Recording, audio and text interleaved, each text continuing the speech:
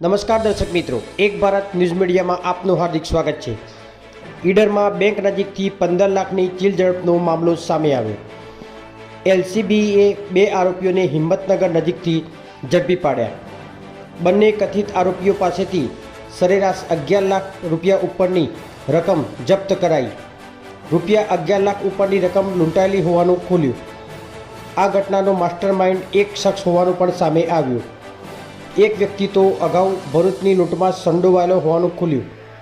ઈડર તાલુકાના એક ગામના 2 વ્યક્તિઓએ કથિત આરોપીઓએ ચીલ ઝડપ આચરી ગાંધીનગર અને અમદાવાદ સંતાયા હતા હોવાની પ્રાથમિક માહિતી સામે આવી।